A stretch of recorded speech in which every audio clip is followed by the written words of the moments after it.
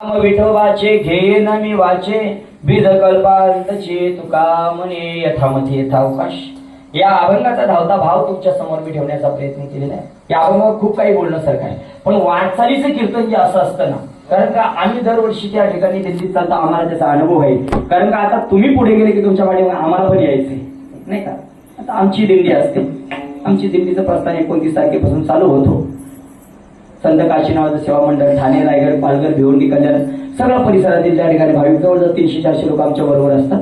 आणि त्याचा आम्हाला अनुभव आहे. आळंदी पंढरपुरामध्ये चालताना त्या ठिकाणी शरीराची काय अवस्था होते, आणि या दिंडीमध्ये जवळजवळ जास्तीत जास्त मला वाटतं 50च्या पुढचे दिसतात नाही का, 50च्या पुढचे दिसतात. आणि खरोखर ही भाग्यवान मंडळी आहे की या ठिकाणी या वयापर्यंत ते या ठिकाणी पायीवारी आणि माणसाने पायीवारी केलीच पाहिजे.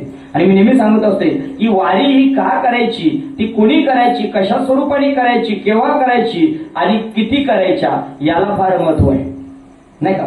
वारी कुठपर्यंत करता येतं हो, जोपर्यंत आपल्या शरीरामध्ये प्राण आहे, श्वास आहे, तोपर्यंत वारी करता येते. त्याच्यानंतर वारी कधी करायची हो, जवळे सकळ सिद्ध आहे हात चालावया पाय, आपले सुईद पाय तीर्थयात्रेला. शरीर जोपर्यंत चांगलं तोपर्यंत गेलं पाहिजे.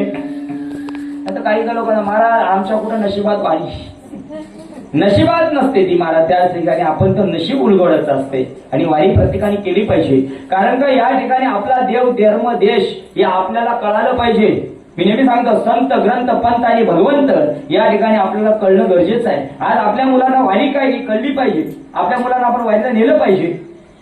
आपण आमच्या पोराचं काय काम, मला सांगा त्या ठिकाणी त्यांना जर वारी जर कळाली, वारीचा आनंद जर कळाला, तर त्या ठिकाणी पुढे आपली परंपरा चालू ठेवतील का नाही का. म्हणून आपली